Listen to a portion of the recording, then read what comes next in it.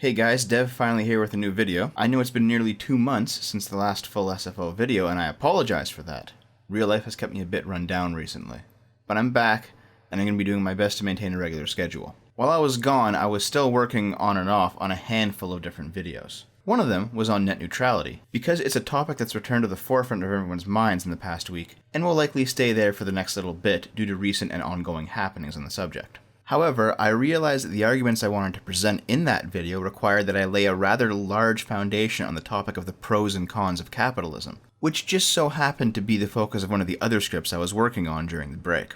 So, let's spend this time discussing the inner workings of capitalism, and I'll put out a companion piece a few days after this video goes live on net neutrality, using this video as a basis for it and feeding us into that conversation as best I can. The premise I'm starting with is that capitalism is the single most successful, prosperous, egalitarian, and robust economic system in human history. We need to examine not only how this can be so, but why it is so. And coming to this understanding is going to require us not only to examine the positives and negatives of capitalism, but also the positives and negatives of a few of its main historical competitors, namely socialism, communism, feudalism, fascism, and anarchism. Now that's a lot to unpack, so please bear with me a bit. Let's start with a few basic definitions to set things up. I'll pull these first two from Wikipedia, yes, I know, but for our purposes they will do. A social system can be reasonably defined as a patterned network of relationships constituting a coherent whole that exists between individuals, groups, and institutions. An individual may belong to multiple social systems at once. Examples of social systems include nuclear family units,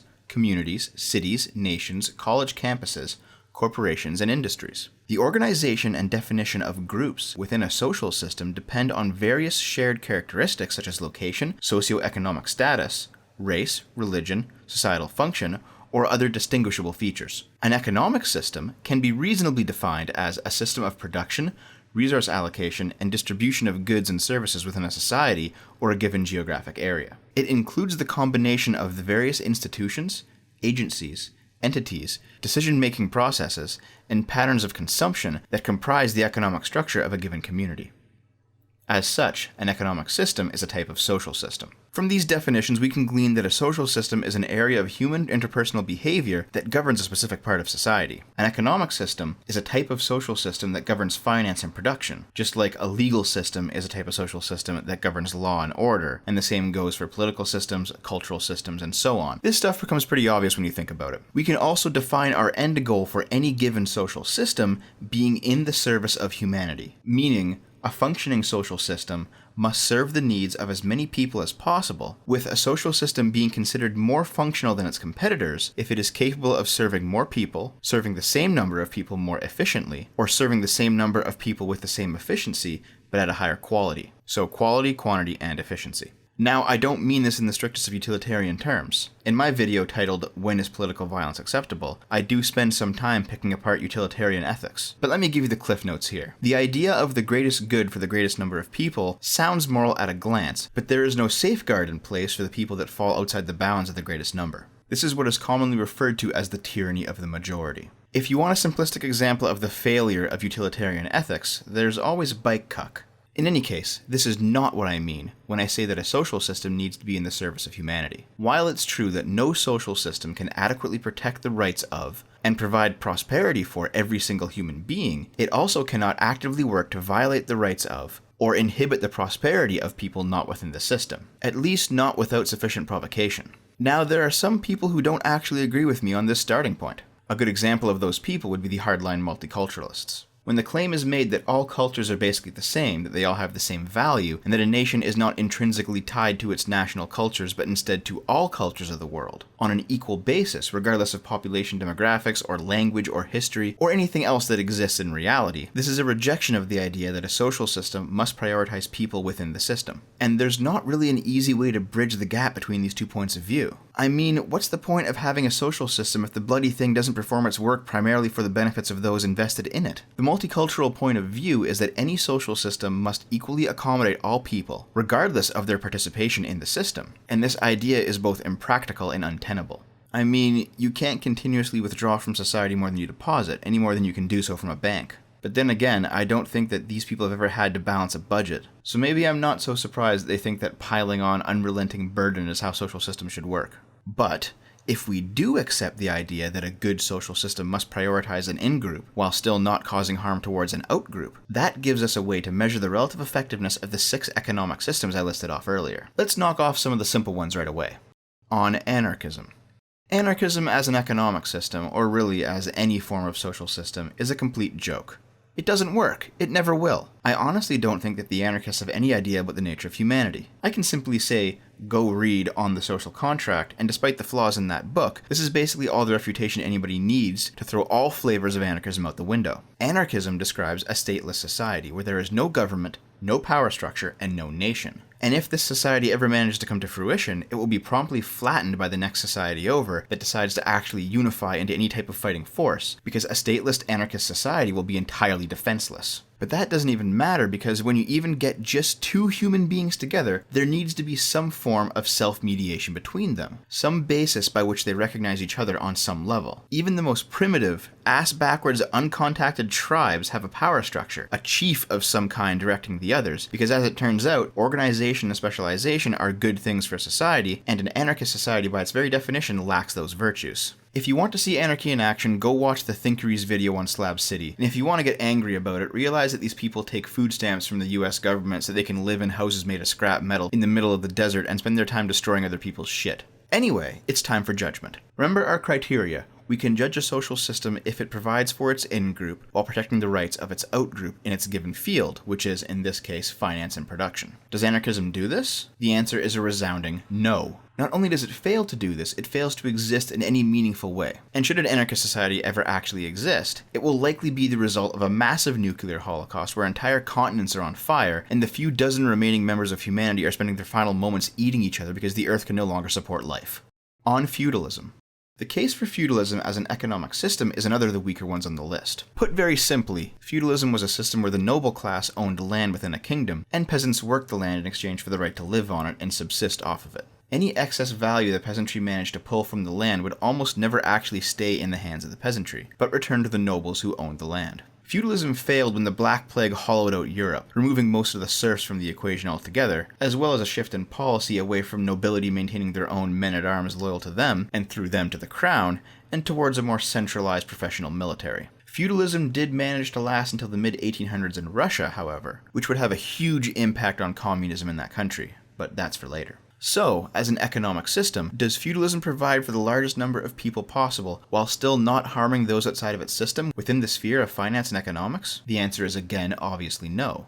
The out-group, the serfs, vastly outnumbered the in-group, the nobles, and they lived lives of multi-generational indentured servitude with no possibility of personal freedom or social advancement. Feudalism was specifically designed to restrict the lives of its out-group as much as possible in order to keep them working for the benefit of the in-group. We can safely classify it as a failure, though this time at least it didn't require reducing the planet to a ball of ash in order for it to exist.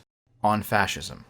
The critique of fascism is a bit more complex than the previous two. Fascism is not only an economic system, but also a political system that exists as a form of hyper-nationalism. Nationalism as a social system is not always a bad thing, but when it turns bad, it generally morphs into some form of fascism. Fascism prioritizes all-encompassing state control over every single social system. The political system must be fascist in order to maintain political power and direct the nation. The economic system must be fascist in order to micromanage the economy for the betterment of the state. The cultural system must be fascist in order to indoctrinate the people of the nation through propaganda. The military system must be fascist, as fascism values a state of total war, where the distinction between military and civilian disappears, and all production, all people, all economics and trade and art and everything else that exists is made to serve the war effort. Fascism is ultimately totalitarian in nature because by its own definition it must control and govern everything. Oh, and for those of you calling the modern alt-right fascists or Nazis, you might want to re-listen to the definition of fascism as a social system that I just gave you. I very rarely agree with the alt-right, but they do not meet the definition of fascism on multiple criteria.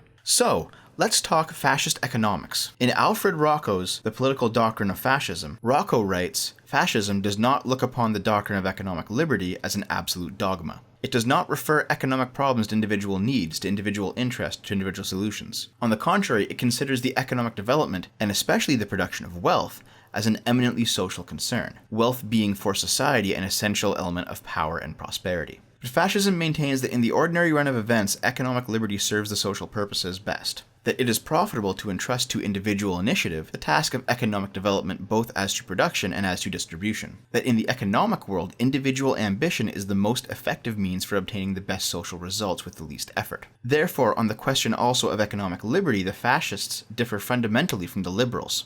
The liberals see in liberty a principle. The fascists accept it as a method. By the liberals, freedom is recognized in the interest of the citizens. The fascists grant freedom in the interest of the state. In other terms, fascists make of the individual an economic instrument for the advancement of society, an instrument which they use so long as it functions, and which they subordinate when no longer serviceable. In this guise, fascism solves the eternal problem of economic freedom and of state interference, considering both as mere methods which may or may not be employed in accordance with the social needs of the moment. On first glance, this might sound pretty good because, hey, the fascists aren't stuck to one specific economic policy. They're willing to swap things around based on what works best for any given time. But then you notice they define what works best by what's best for the state. And by the state, they mean the government, the party. And then you notice that individual rights are only respected while they're in alignment with the state. And then you realize that there's nothing built into fascist economics to stop the state from turning on the individual when it suits them to do so. Fascist economists believe that they're pulling bits and pieces from capitalism and communism meant that they represented a true third option to the problem of economics. Unlike communists, they believe that the existence of social hierarchy was beneficial to society. But unlike capitalists, they believe that the government had a fundamental role to play in managing the economic interactions between the various classes. Like laissez-faire capitalists, they believed in social Darwinism within business, where people were allowed to catastrophically fail or miraculously succeed based on their own merits. But like socialists, they believed that a catastrophic failure in the private sector set back not only the entrepreneur, but the state, and therefore the people of the nation. And the entrepreneur was responsible to the collective in this regard. In George Reisman's essay, Why Nazism Was Socialism and Why Socialism is Totalitarian, Reisman goes into great detail describing how fascist economics eventually snowballed into the extreme restriction of all freedoms, not just economic, but personal freedom, freedom of the press, freedom of expression, and so on. It's a really interesting read, and I recommend you take a look at it. But the basic idea is that Nazi Germany printed a whole bunch of excess money in order to finance its war effort. Dumping that much money into a free capitalist system caused hyperinflation,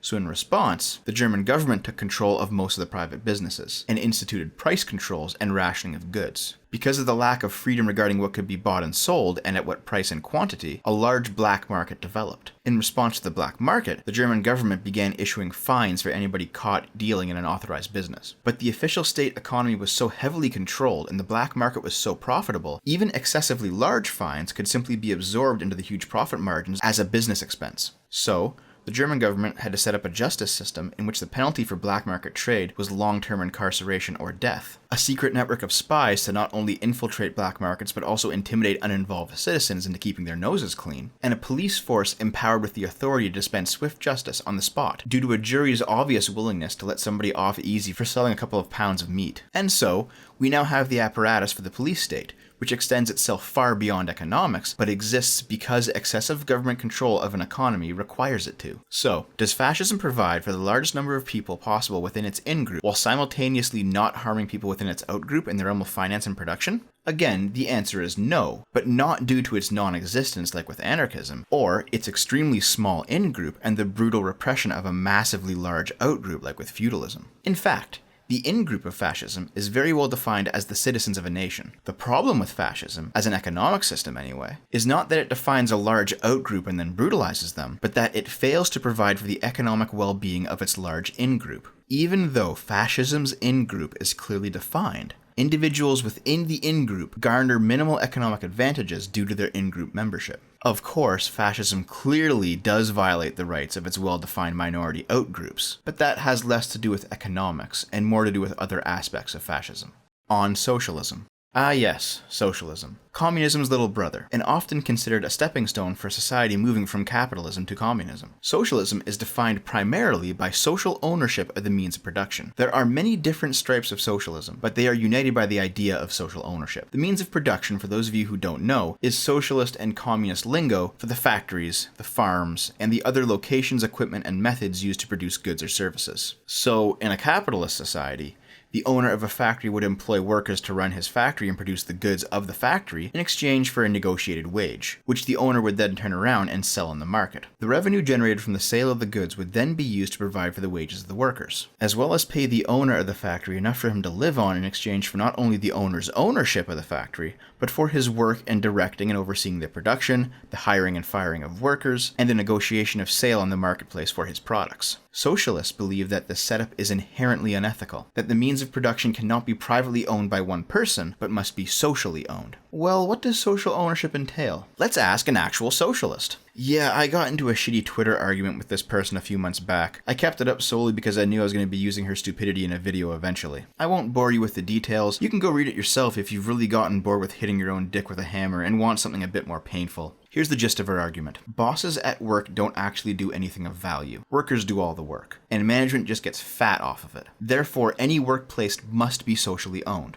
and must lack hierarchy. The workers would all hold an equal ownership of the workplace, and a council of workers would be elected to take the place of management. The council would collectively decide every decision the workplace makes, with input from the electorate of workers. Oh, also, in this hypothetical dreamlike scenario, the state would not exist. Yes, she was an anarcho-socialist, and that small townships and cities would have elected councils to independently rule them from any federal body, which would effectively make them city-states and would not be anarchy, but fine, whatever. I don't know where to start here, this is so absolutely moronic. I asked her if she believed it was inherently unethical for a boss to offer money in exchange for a worker's work. She said yes, because even if both the boss and the worker consent to the arrangement, it's oppressive and exploitative because it involves a power structure. I asked her if it was possible for a worker to sell their partial ownership of a workplace, and she said no because money would not exist. I asked her if having an elected council of workers would be too bureaucratic to function during a crisis situation, where a single boss having to make a quick decision would be more effective, and she dodged the question. I asked her if she knew that partial ownership by workers of a workplace already existed in capitalism, in the form of some companies offering stock options for employees as part of hiring, and she dodged the question. I asked her how her rules would be enforced, which is when she mentioned those township councils, and then I asked her if force would be used by these councils to prevent bosses and workers willingly exchanging in barter for work simply beyond partially owning the workplace, and she dodged the question. But here's the most telling part of my whole exchange with her. I said to her, let's pretend I'm running my own business, with just me working in it. If I wanted to bring on somebody to help me work,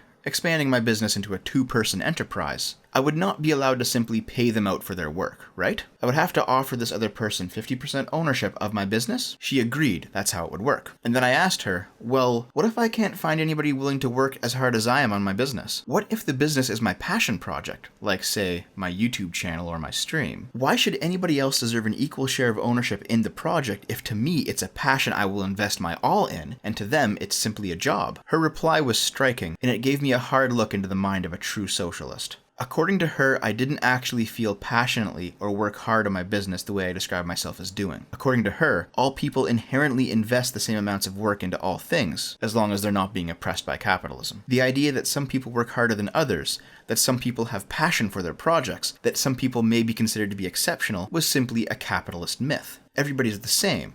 I was lying about my passion, and anyone I picked up off the street would do as a co-owner of my enterprise because I don't work harder or care more, I'm just a liar. This is what socialism is, folks. It does not believe in the true passion that humans can feel for their life's work.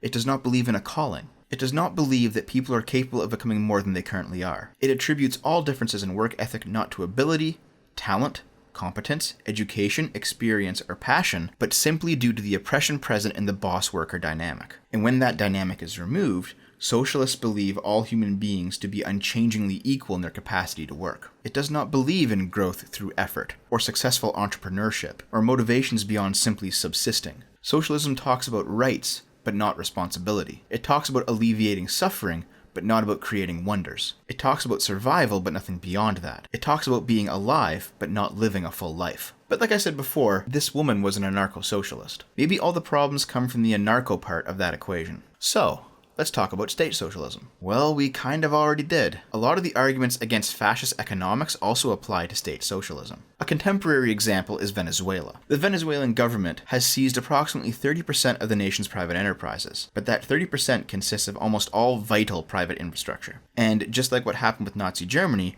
rapid inflation has kicked in. It's become a Twitter meme at this point, with how low the Venezuelan bolivar has fallen. I remember being astounded when the World of Warcraft in-game gold coin became worth more than the bolivar, but that was months ago, and it's only gotten worse. The Venezuelan government's response to this was to limit the amount of bolivars people can withdraw from banks. A massive black market is also beginning to spring up as well, and if Venezuela doesn't change its course, we already know what's coming down the road. Spies, secret police, suppression of freedoms of the people, foreign scapegoating and propaganda, and transformation into a pure totalitarian state.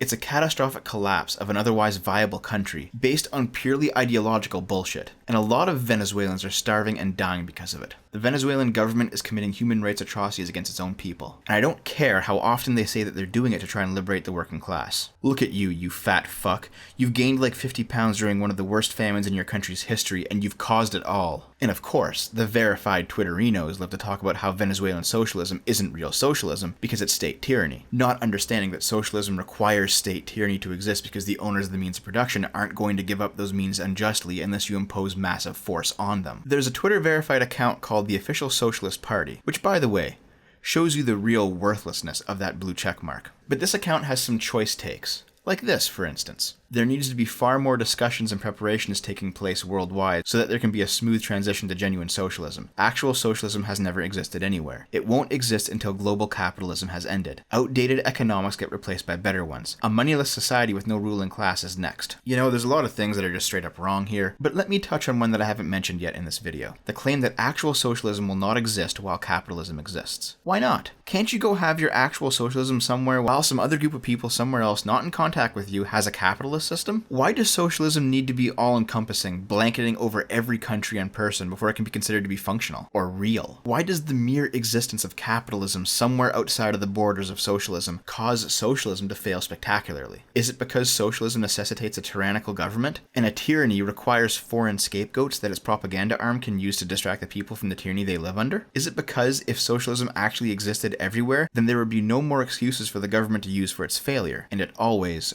fails? Oh man, here's Jeremy Corbyn praising Hugo Chavez. And Michael Moore, too. Is there any reason why you chaps haven't decided to go and live in Venezuela since it's such a paradise? Or why you haven't socialized your own massive amounts of personal wealth and property if the poor matter to you that much? I mean, it's not like Venezuelans are resorting to eating their pets or anything. Or that teenage girls are working as prostitutes to avoid going hungry. That would be an awful state of affairs. Though, considering the pedophilic state of Hollywood at the minute, there's a fair chance that underage pussy on tap might actually motivate Michael Moore to move to Venezuela after all. Okay, I know I'm just spending some time here taking the piss out of these idiots. Let's actually discuss socialism seriously for a bit. It's written in Chandran Kukatha's article, The Cultural Contradictions of Socialism, that socialism is by its very nature doomed to fail. Socialist thinkers have usually presented social transformation as the solution to social ills, since the source of those ills has been held to be the social and economic order in which private interests and market relations are dominant. Once market relations are transformed, they have assumed, the way would be open for rule by the collective in the interest of the whole. In these circumstances, there is little need to say anything about how political institutions under socialism would check and control the exercise of power. The problem of the abuse of power no longer needs to be considered. It is liberal political theory that is focused on the problem of controlling the abuse of power, since it always assumes that there will always be a danger of such abuse. For in any society, there will always be particular interests trying to gain advantages for themselves. Tyranny is always possible, but socialism assumes, or hopes, that such problems will not arise, and so does not assume the need for political theory. Indeed, were it to borrow from a theory of politics, such as the liberal theory, that might help it address the problem of tyranny. Yet in avoiding such borrowing, socialism has also avoided in addressing the problem of how there can be a socialist order that is not simply a dictatorship by a socialist political elite. This is true of the socialisms described by almost every socialist thinker, even though all of them envision the good socialist order not as a dictatorship, but as a society marked by collective self-rule for the good of the whole. In other words, socialism simply assumes that when capitalism is swept aside, the economic system and the people within it will naturally settle into worker ownership of the means of production all on its own. I know I'm sounding like a broken record here at this point, but it's pretty clear that the socialists are ignorant regarding the nature of humanity.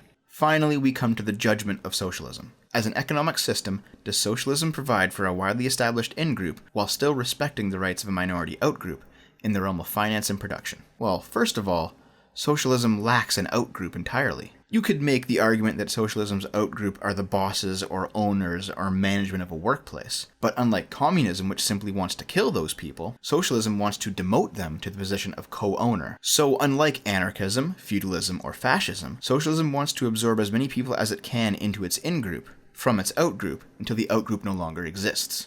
But does it provide for its in-group? The only reasonable conclusion one can come to is no. As an economic system, socialism does not provide for its in-group for several reasons. 1, it's too bogged down with its own bureaucracy to make expedited decisions. 2, it provides no safeguards against its massive bureaucracy from becoming extremely corrupt. 3, it believes that the capability of becoming corrupt is some capitalist infestation and not something intrinsic to everybody. And finally, 4, just as it does not recognize that innate evil in human beings, it also does not recognize the innate good in human beings, to strive for excellence. Socialism fails not only as an economic system, but as any form of social system. On communism. The critique of communist economics will likely use many of the same criticisms I use to critique socialist economics, because the two are closely related ideologies. However, there are a few key differences that are worth discussion. First, socialism advocates for worker co-ownership of the means of production. Communism, on the other hand, advocates for communal ownership of the means of production. Sounds similar, but is different. In a socialized factory, 50 workers might each own 1/50th of the factory. In a communized factory, each worker owns the entire factory, and everybody's rights overlap, creating community ownership. Of course, in practice, both options often meant state ownership of the factory due to the state being the only legitimate representative of the people, but fine, whatever, at least the theory is different. Second, like I mentioned just a bit ago, socialism advocates for leveling the playing field by forcing the bosses to have the same social standing as the workers, with everybody being a co-owner of the means of production. Communism, however, is entirely willing to just kill the bosses outright. Of course, this is not directly stated in the Communist Manifesto, but with a bit of reasoning, I think I can show you how this is indeed the case. The communist theory of hierarchy revolves around the idea that all hierarchies within a capitalist system are based in power, and only in power. The great class struggle that Karl Marx describes is a power struggle between the proletariat and the bourgeoisie, the haves and the have-nots. And there is some legitimate truth to this. The rampant, unregulated capitalism of Marx's time lacked a minimum wage or a maximum amount of hours worked per day or week, it lacked workers' rights and protections, and it had no problem with child labor. It would not be uncommon for the factories of that era to employ 10-year-old boys to work 16-hour days for a pittance, which is why so much of the Communist Manifesto revolves around either factories or farms, with industrialization and serfdom both serving to smother the working class, though using different methods. This is also why Russia ultimately became the core nexus of communist activity, as Russian feudalism had continued for several hundred years after Europe abandoned it. So, okay, it's reasonable to accept that hierarchies are based in power. There's a lot of evidence for this to be the case. But communism claims that all hierarchies are based in power without exception, that if somebody got to the top of any given hierarchy, it was a power play. Communism leaves no room for, say, a hierarchy of merit, where the people who exhibit the greatest consistent skill rise to the top of the hierarchy based on that skill. And well, you might consider me to be naive for even believing that hierarchies of merit can exist in the first place, but no, I'm really not naive. Of course, power plays can corrupt hierarchies of merit, but power can only corrupt a hierarchy of merit so much before the hierarchy ceases to function entirely, and really, can we reasonably say that the hierarchies of merit that exist within Western capitalist democracies have been compromised to that degree? I don't think we can. I mean, look around you. You're likely watching this video on a computer right now, which gets its power through the power grid, and the data is being sent from your internet provider through the telecommunications grid. If the hierarchies of merit that govern electricity and the internet in your area were so hopelessly corrupted by incompetent people making power plays, would you still have power and internet at all? The fact that you're even able to hear my voice right now is testament to the hierarchies of your society functioning at least somewhat on merit. Complicated systems like power grids are falling apart all the time, and society is full of workers who go out and patch it back together constantly, and we are so good at doing this that we have things like water, power, heat, transportation, food, internet, and so on almost all the time. And hey guys, if you ever actually meet a communist, ask him if he had to get, say, a dangerous operation performed, if he would shop around for the most competent surgeon he could find within his budget. And when he naturally says yes, tell him that the competent surgeon is only in his position due to a hierarchy of power, and he would be better off going to the marginalized doctor instead of the privileged one. So, communism claims to want to upend those pesky hierarchies of power for the betterment of the poor, downtrodden working class. But in Soviet Russia, during the collectivization of all the farms, the most successful farmers were completely wiped out, either through force or starvation, and this action led to the starvation of millions of Ukrainians in the 1930s. Just so you can have a taste of what this was like, I'm going to read an excerpt from David Patrikarikos'? I'll read an excerpt from David's article, Why Stalin Starved Ukraine. People crawled into wheat fields to eat ears of wheat before dropping dead. They died from hunger in the act of eating. Children collapsed and died during lessons. A mother took the bread from her offspring to feed her husband. She could, she said, always have more kids, but she could only ever have one husband. A couple put their children in a deep hole and left them there in order to not watch them die. A father strangled his own children rather than watch them perish from hunger. Communities that had once been kind and welcoming became mistrustful and violent. Lynch mobs tortured people. And in the end, most horrifically of all, people began to eat each other. How could this have happened? The moral side of communism purports to care for the well-being of the poor. So what could be the rationale for the communist holocaust of the Ukrainian people? Well, let me take you through it step by step. There's a utopianism implicit in communist thought that goes a little something like this. If you could just get the damn bourgeoisie to stop oppressing the proletariat, the utopian society would be ushered in and all people would live in paradise. So the bourgeoisie is not only guilty of oppressing the proletariat, but is also guilty of preventing the utopia from coming about. And that's a pretty great rationalization for any sort of punishments communism may inflict upon them. And then you remember that the bourgeoisie also refers to people at the top of the hierarchies of power. And then you remember that communism operates on the principle that all hierarchies of power, even when they're not. And then you realize that, in Russia, the people at the top of, say, the hierarchy of merit in regards to farming were extremely poor families that had just managed to pull themselves up out of serfdom during the collapse of Russian feudalism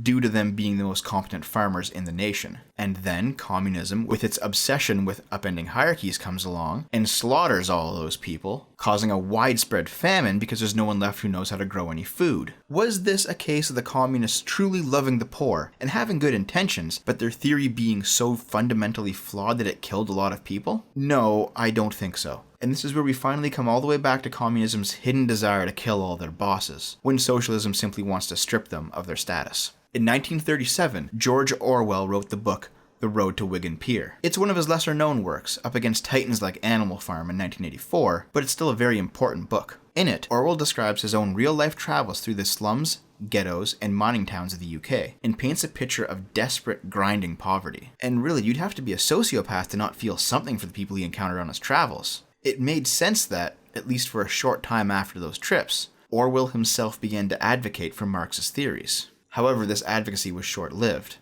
And The Road to Wigan Pier ends with probably the most accurate view into the mind of a communist, though he uses the term socialist, from a thinker who briefly scared with the idea himself out of compassion for the poor, but later rejected it. Orwell wrote, "It may be said that even if the theoretical book-trained socialist is not a working man himself, at least he is actuated by a love of the working class. He is endeavoring to shed his bourgeois status and fight on the side of the proletariat. That obviously must be his motive. But is it? Sometimes I look at a socialist, the intellectual, tract-writing type of socialist, with his pullover, his fuzzy hair, and his Marxist quotation, and wonder what the devil his motive really is. It's often difficult to believe that it is a love of anybody, especially of the working class, from whom he is of all people the furthest removed. The underlying motive of many socialists, I believe, is simply a hypertrophied sense of order. The present state of affairs offends them not because it causes misery, still less because it makes freedom impossible, but because it is untidy. Poverty, and what is more, the habits of mind created by poverty, are something to be abolished from above, by violence if necessary, perhaps even preferably by violence. Hence the socialists' worship of great men, an appetite for dictatorships, fascist or communist. The truth is that, to many people calling themselves socialists, revolution does not mean a movement of the masses which with they hope to associate themselves. It means a set of reforms which we, the clever ones, are going to impose upon them, the lower order.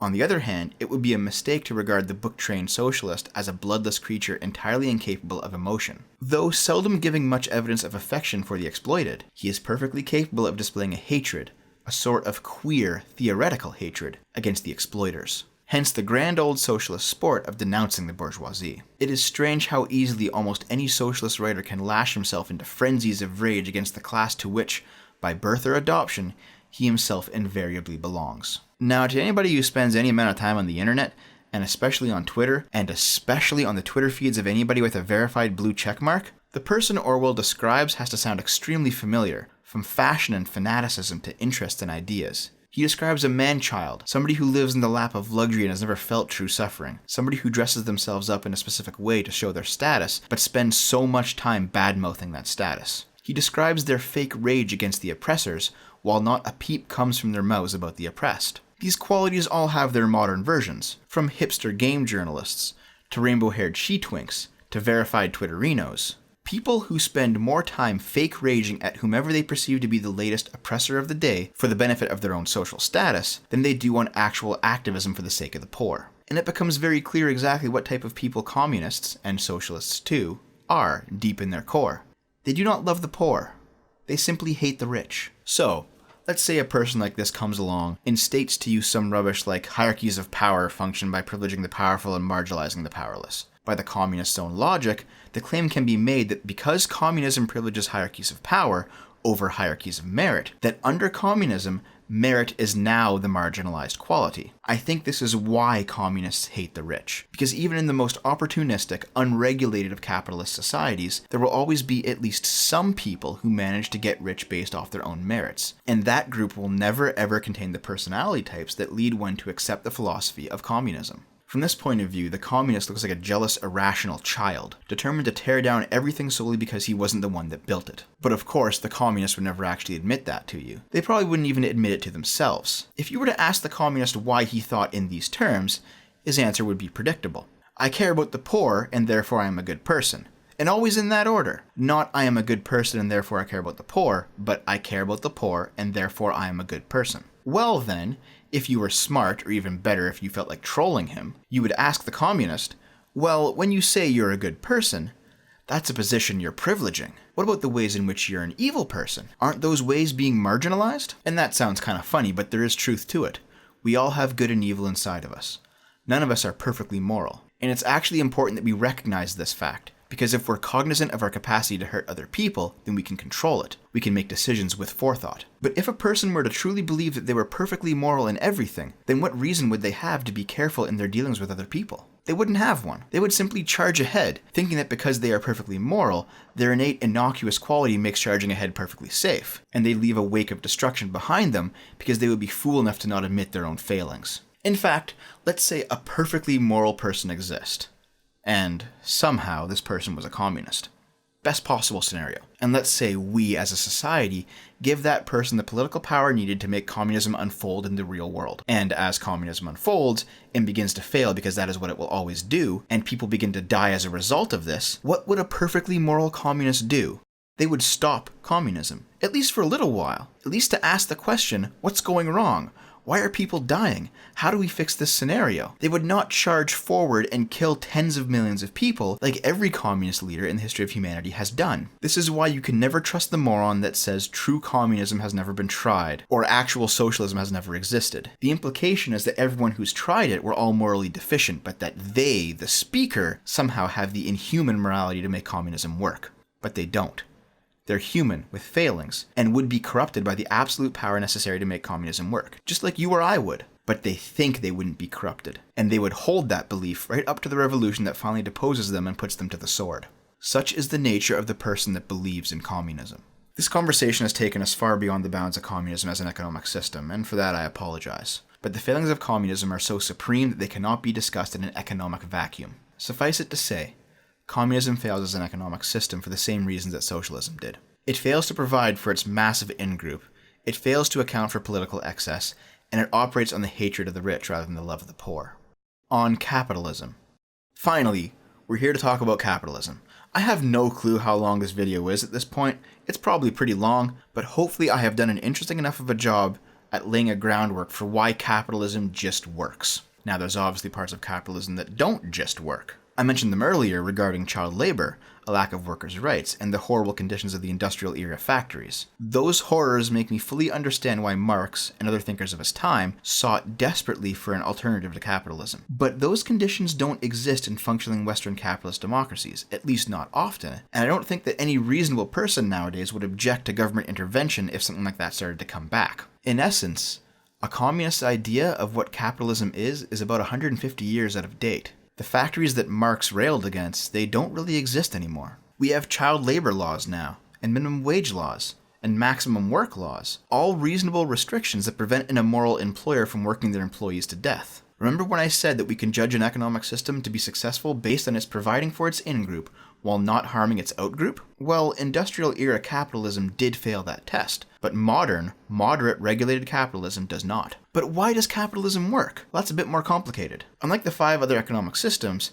capitalism accounts for personal liberty. It allows all people, including the working class, to have the choice to do whatever they like with their lives as long as they're able to do it themselves. Of course, there are still poor people and starving people and homeless people in the system. Capitalism isn't perfect, but within properly regulated capitalism, poor people at least have an opportunity to get ahead in the game. For example, things like student loans exist in capitalism, where a poor person can get a loan to go to school in a useful field, get a well-paying job, and then repay their loans, and join the middle class. This is possible even in the USA, where the capitalist system lacks some of the more reasonable regulations. It simply requires that a poor person go to school for something useful and not feminist dance therapy. Capitalism is inherently a hierarchy of merit, where people will rise and fall within a marketplace based on 3 factors. 1. How much effort they put into it. 2. How much of that effort becomes victories. And 3. How much they're able to learn from the effort if that effort becomes defeats. It is competitive, yes, and competition requires losers. And some people may lose many times, for reasons that are truly not their fault. Capitalism doesn't account for long streaks of bad luck, or well-meaning people who just can't get a break, but that is what reasonable regulation is for. And just so we're clear, the reason hierarchies of merit exist in the first place is due to a mathematical idea known as the Pareto principle. The principle states that, over a long period of time, roughly 80% of the effects of a given situation come from roughly 20% of the causes. Vilfredo Pareto, the father of the principle, had a hobby of growing green peas, and noticed that as he planted and replanted his crops over the years, approximately 80% of his harvest came from only 20% of last year's peas, and the rest of the peas only produced just enough to survive one more season or nothing at all. The Pareto principle has been accurately applied to many situations across many species, from plants and animals to human behavior. It's what the libertarians would refer to as the exceptional individual, where a small class of hypercapable people do the vast majority of society's work and therefore deserve to reap the majority of the rewards. I don't entirely agree with the libertarian interpretation of the Pareto principle.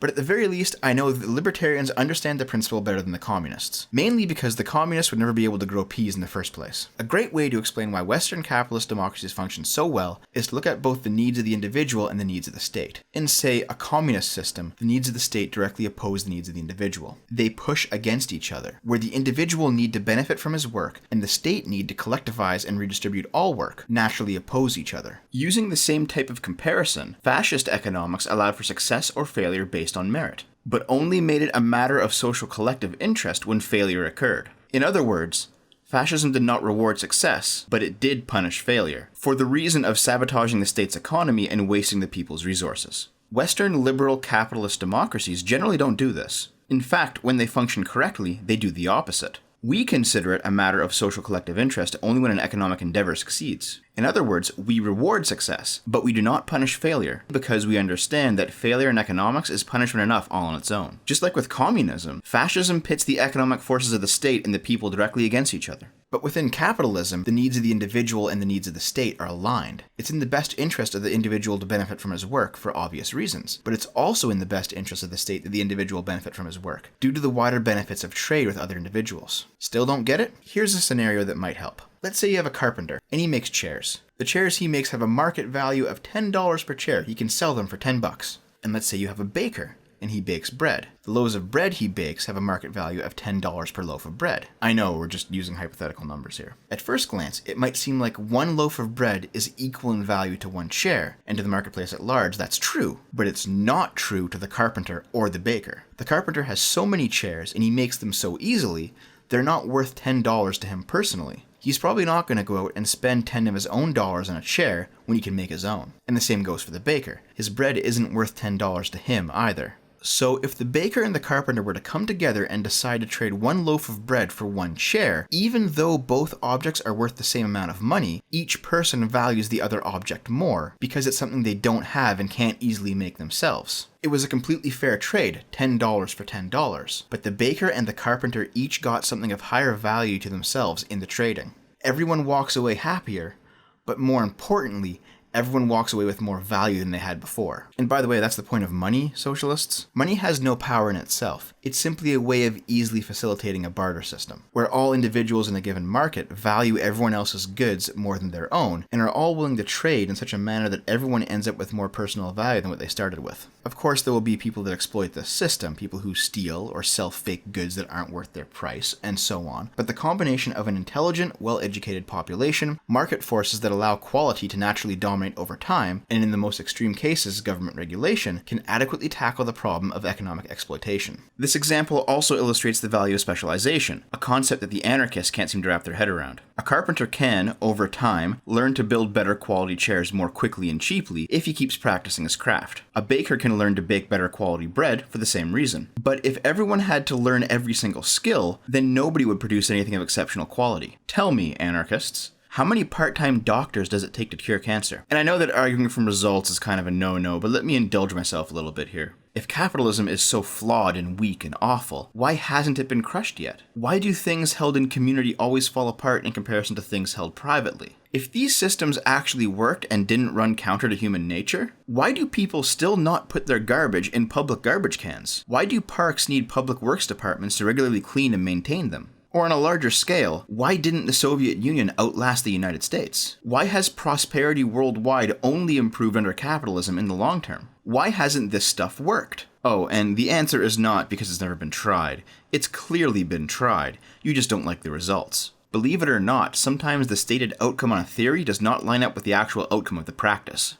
In fact, if you are a communist, you should probably be happy that you live in a capitalist society, because if you really want to, you can get together your commune, you can go off into the woods and live terrible, pathetic, dreary, collectivized lives. Why don't more communists do this? I presume it's because they want to drag the rest of us down with them. And believe it or not, there's even a moral case for capitalism, for all you moralists and spiritualists out there. Aside from inheriting money, which is its own separate conversation, or you finding a lucky $20 bill on the sidewalk or something, people generally only manage to get their hands on money by somehow contributing to society. You make something you sell, or you go to a job where you perform valuable labor, or you donate to my Patreon. At some point, you have interacted in society in a meaningful way. You have provided enough value to somebody else that somebody else was willing to pay you money for that value. So you take your money down to the grocery store and you ask the clerk there for some food. And the clerk asks you, well, did you contribute to society in a meaningful way today? And you say, yes, I did. And the clerk says, well, how do I know? How do I know you're not just lying? And you say,